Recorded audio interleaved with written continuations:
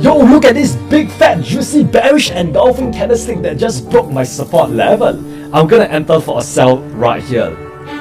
Nice. Let me pre-order my Porsche 911 real quick. No. If you've ever been stopped out just like this, understand that it's not a coincidence. It's market manipulation. If you're still trading candlestick patterns like engulfing or pin bars, then you are trading exactly the way banks want you to do it. They use these exact candlestick patterns to bait retail traders just like you. So in this video, I'm going to expose all of them. I'm going to show you how to spot these traps and how you can trade with them rather than against them. First of all, you must understand that banks, they don't chase price or stupid candlestick patterns just like this. They engineer liquidity. This means they create setups to trigger retail emotions and then move the opposite way, just like this example right here. Retail traders think this is a breakout, but smart money sees this as a liquidity grab. So what is a manipulation candle? A manipulation candle is a price action pattern designed to trigger emotions, sweep liquidity, and then reverse. Smart money use them to create an illusion of momentum, but it's all just a bait. And if you're not aware of it, you will keep on getting faked out over and over again. The first manipulation pattern is engulfing candlestick within a consolidation itself. When retail traders sees a consolidation just like this, they'll mark their support level here and their resistance level here, and they'll be waiting to trade the breakouts. So the moment there's a bearish engulfing candlestick just like this that breaks below a support level, this induces the retail traders to actually enter for a sell right here, thinking that price is gonna break out to the downside right now. But the thing is, once again, that's an illusion. Right, when this bearish engulfing candlestick appear, this induces fear of missing out, right? Because retail traders, they see this big bearish candlestick and they immediately want to get in and be part of that huge move which is about to happen. Or at least that's what they think. Meanwhile, smart money knows that and they purposely reverse price after it swept all the available liquidity below all these lows right here. Right? So imagine if you're a retail trader today, you're going to be entering for a sell right here and you're going to get stopped out. And then once you get stopped out, your sell orders get converted into buy orders, which gives smart money the fuel they need to push price up. Right, so in this case right here, what happened was that we got a bearish engulfing candlestick that broke below the support level. Retail traders enter for a sell, but smart money actually use this as an opportunity to sweep all the available liquidity below these lows right here and cause price to go up there. And then once again, once price goes back into this consolidation, if retail traders are still blindly trading based on engulfing candlestick, they're gonna see this as a big bullish engulfing candlestick that just broke above their resistance level. So that is where they will start entering for a buy right here, once again, just for smart money to push price down even further, right? So their buy orders is essentially just liquidity for the smart money to actually fuel their bearish momentum. So the solution to this is you don't just want to be blindly trading candlestick patterns or engulfing candlesticks within a consolidation, thinking that it's going to break out anytime soon. You want to understand what's the directional bias, right? So if we zoom out to the higher time frame, you will see that over here, price actually went up, pulls back and then start consolidating, right? So if you look at the higher time frame order flow, is actually bullish. So this consolidation is just a pause in price for price to, continue the up move later on. So we know that in this particular scenario right here, price is most likely going to come down and sweep some available liquidity below these lows right here, stopped out all the retail traders before we get the move to the upside. Right, so just by understanding the purpose of this consolidation, you manage to avoid false breakouts just like this, right? You wouldn't be entering for a sell right here. You will know that the purpose of this consolidation is just for us to get more liquidity to fuel the continuation of this bullish order flow. An alternate solution is to wait for the candlestick body to fully close above or below your support and resistance level for further confirmation. But the thing with this solution is that it's still prone to a bunch of fakeouts and liquidity grabs. So I'll just advise you to stick to the first solution, and that is to understand directional bias of the market, the order flow, before you think about how to trade within this consolidation itself. So the next manipulation pattern is what I call inducement traps. And this is usually some form of reversal candlesticks like the morning star, the evening star candlestick at a key supply and demand zone. In this case right here, we can see that this is a demand zone, right? Which means that we're expecting price to pull back to this demand zone and continue, right? So a lot of retail traders, what they will do is that they'll wait for price to pull back to the demand zone and then show some form of reversal candlestick pattern. Like in this case right here, this is actually your Morningstar candlestick pattern. So this inducement trap actually entices retail traders to enter for a buy early, and this is where they're going to be placing their stop loss below this low right here. But little do they know, this is actually just a trap laid down for the smart money to grab all the liquidity below this low right here before we can potentially get the strong move to the upside, right? So as you can see right here, let's see how this trade play out. Price came down there, stopped us out, sweep the liquidity below this low, tap into this next demand zone before we get the move to the upside, right? Before price actually go in your way. So the solution to this is don't just enter at a point of interest just because you see like a reversal candlestick pattern, right? Because sometimes we need more liquidity before price can actually move in the desired direction. So in this case, you'll be much better off if you just wait for further confirmation. You wait for the structure to shift, right? You wait for this internal structure to shift bullish by waiting for some form of market shift that we have right here. And then you also wait for liquidity to be swept before you actually look for your entry itself. So in this case, I personally would not have entered blindly at this demand zone right here.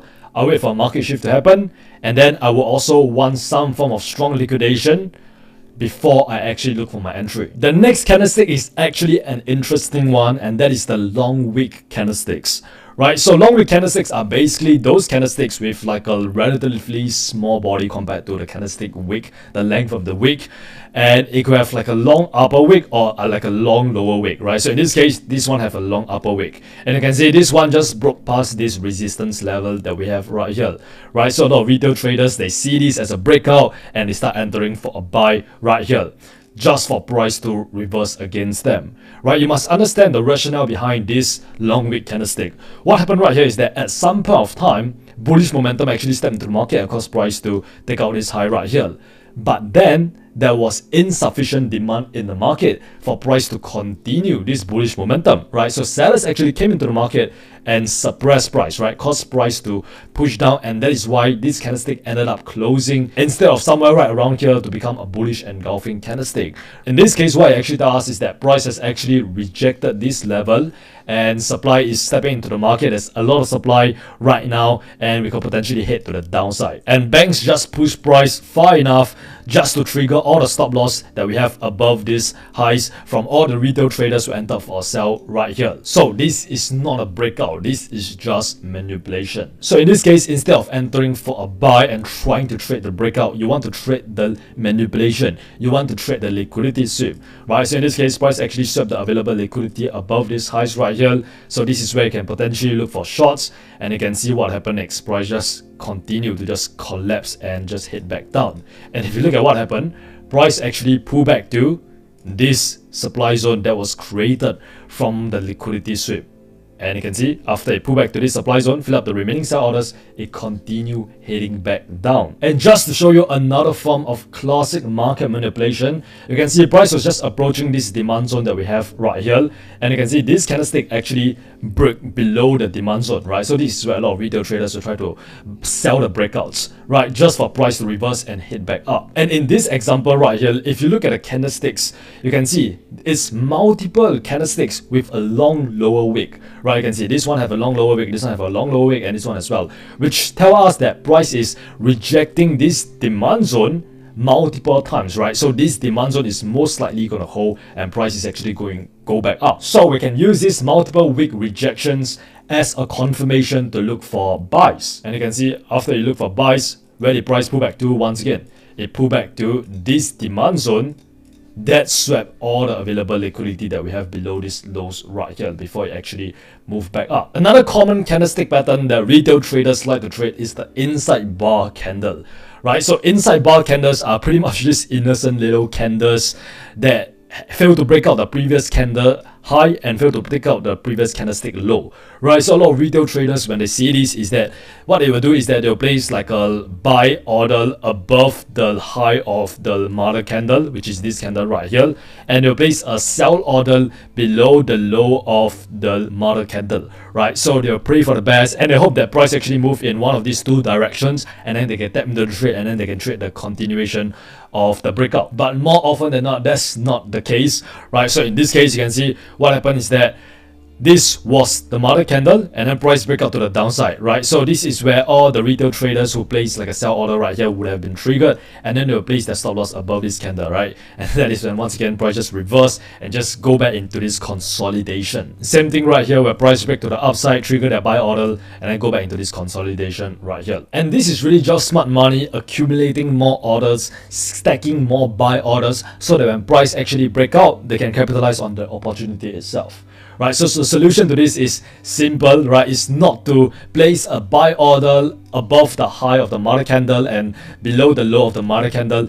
Is to just wait for the candlestick to close above the high or the low, and then potentially you can trade the continuation of that move, right? So in this case, you can see this candlestick right here finally closed above the mother candle, and this is where we know that price is potentially about to move to the upside. The final manipulation pattern is one that retail traders often fall victim to, and that is the gap candles. So we know that when a market opens after a weekend, it usually gaps, right? So in this case, it actually gapped down, right? So you can see this was on Saturday, or rather Friday, when the market actually closed, and then when it opened, it actually gapped down. And when it gapped down just like this, a lot of retail traders think that this is bearish momentum, and they start entering for a sell, thinking that, oh, maybe the market sentiment shifted bearish over the weekend, and right now price is about to collapse. But then when the market actually opened, yes, we did get a gap down, but we got a bullish candlestick in this case, right? So you can see it's like conflicting buyers right here. You think that market is going to go down, but the market actually shows you that it could potentially go up, right? So what do you do in this case? So this is a very obvious trap to actually trick all the retail traders who are trading the gap, right? Thinking that price is about to go down. So what I would personally advise is that instead of trading the gap, you want to trade the reaction to the gap. You want to trade what happens after the gap itself, right? So you can see in this case, even though price gap down, I wouldn't enter for a sell. I'll probably enter for a buy. So what happens after the gap is formed, right? So in this case, we got a gap down, but then there was bullish candlesticks actually forming at this demand zone, right? So it's giving me clear confirmation that price is potentially going up right now. So instead of trading a subjective bias of the market, thinking that price is going to go down, why not trade the objective truth of the market? And the market is clearly showing us that price is going to go up, right? So you can potentially look for longs right here, right? So in this case, you can see price did went up, right? So we are not just blindly trading the gap, we are trading the reaction. We are trading what's actually going on in the market itself. Once again, the logic behind this is that smart money use these gaps to get retail traders who are chasing price, trading the gaps. They know that traders, they are taught to trade the gaps or the breakout of it. So they let everybody pile in their sell orders, and then they fill the gap and then actually reverse price. And by the time you realize that this was like a fake momentum, you're either stopped out or you are buying at the top. Now you must understand that these candles, they are not entry signals or confirmation or confluences. They are actually psychological traps laid down by smart money. And if you keep trading these patterns without context, you're just gonna keep on getting stopped out and losing money. But once you start understanding what this candlestick actually means, it's like unlocking cheat codes to a video game. You stop reacting like a retail trader and you start moving like a professional. With that said, if you want to learn from a six-figure professional trader, click the link in the description to apply for my mentorship program, 1% Club, and I hope to see you there. And as always, remember, you're just one trade away.